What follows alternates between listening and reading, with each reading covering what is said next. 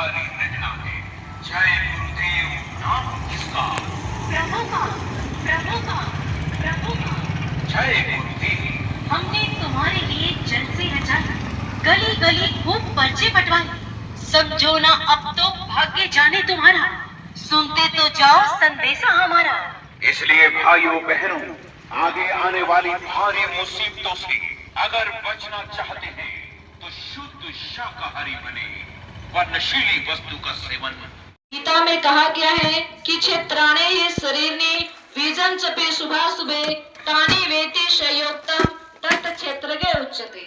यह मनुष्य शरीर ही कुरुक्षेत्र है और इसके अंदर युद्ध हो रहे हैं। रामचरितमानस में भी गोस्वामी जी महाराज ने कहा है, बड़े भाग्य मानुष तन पावा सुर दुर्लभ सब ग्रंथ ही गावा। ये मनुष्य शरीर बहुत ही अमोलक है और देवताओं को मिलना भी दुर्लभ है, क्योंकि इसी से उस परमात्मा के घर जाने का रास्ता है। इसीलिए बाबा जी कहते हैं कि एक सच्चे संत सतगुरु की तलाश करके उनसे कल्याण का रास्ता लेकर 1 घंटा सुबह और 1 घंटा शाम उस परमात्मा को याद कीजिए, नहीं तो वो देह दुर्लभ मानव शरीर यूं ही बेकार चला जाएगा। आगे बाबा जी कहते हैं कि इस मानव मंदिर में किसी भी प्रकार के अशुद्ध आहार का सेवन नहीं कीजिए, मांस मछली अंडा शराब का सेवन नहीं कीजिए, नहीं तो यह शरीर नापाक हो जाएगा और वह परमात्मा हमसे नाराज होकर हमें 84 लाख योनियों में डाल देंगे। फिर ये मनुष्य शरीर हमें दोबारा नहीं मिलेगा। अगर हम शाकाहारी होकर के किसी भी देवी देवता की पूजा करेंगे तो भगवान उसको कबूल करेंगे, नहीं तो अगर हम मांसाहारी होकर किसी भी देवी देवता की कितनी भी पूजा करेंगे तो भगवान उसको कभी कबूल नहीं करेंगे, क्योंकि कहा गया है कि भजन न हुई तामस देहा। गंदे शरीर से उस परमात्मा का भजन नहीं किया जा सकता है। रावण बहुत ज्ञानी और पंडित था, लेकिन मांस मछली खाने की वजह से राक्षस कहलाया और अंत में श्री राम भगवान को आकर उसका वध करना पड़ा। इसीलिए आप सभी ग्रामवासियों से मेरा हाथ जोड़कर निवेदन है कि आप सभी लोग सदा के लिए शुद्ध शाकाहारी हो जाइए, क्योंकि आगे का समय बहुत खराब है। अर्जी हमारी, मर्जी आपकी। बाबा जी का कहना है शाकाहारी रहना है। जय गुरुदेव। जय गुरुदेव। हो जाओ सब भाई, बाबा जय गुरुदेव का कहना है शाकाहारी रहना है।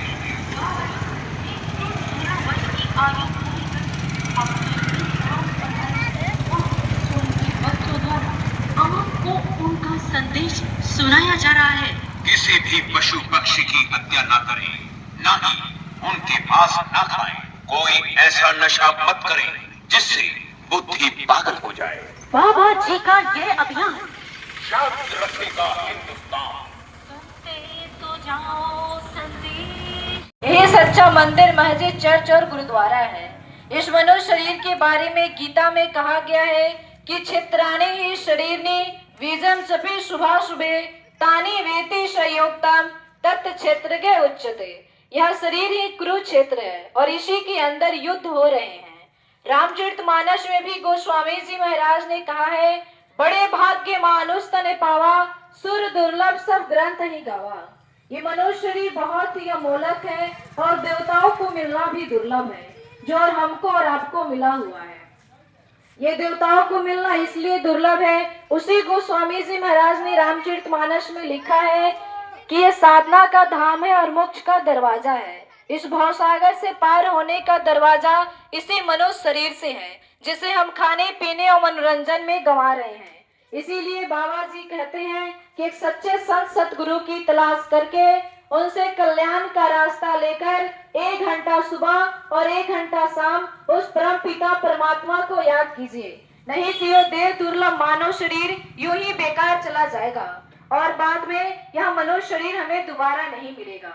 आगे बाबा जी कहते हैं कि इस मानव मंदिर में किसी भी प्रकार के अशुद्ध आहार का सेवन नहीं करिए, मांस मछली अंडा शराब का सेवन नहीं कीजिए, नहीं तो परमात्मा नाराज हो जाएंगे और 84 लाख योनियों में डाल देंगे।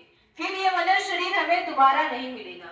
अगर हम शाकाहारी होकर के किसी भी देवी देवता की पूजा करेंगे तो भगवान उसको कबूल करेंगे।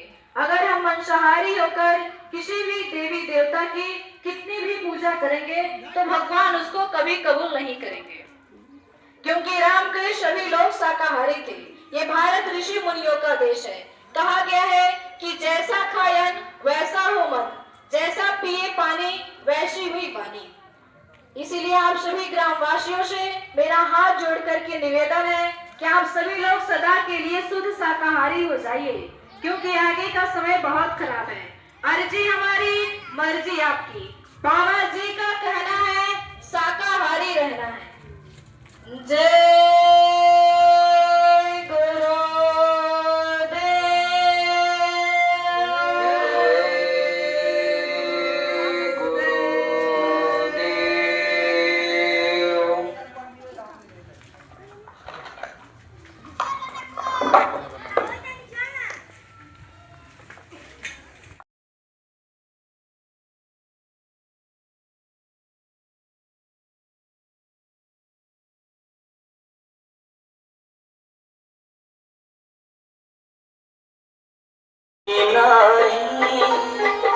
मेरी नाव चल रही है पतवार के बिना ही, मेरी नाव चल रही है।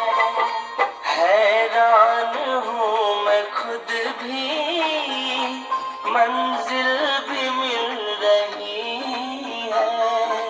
हैरान हूँ मैं खुद भी, मंजिल भी मिल रही है। करता नहीं मैं कुछ भी, मेरा काम हो रहा है। गुरु आपकी कृपा से सब काम हो रहा है।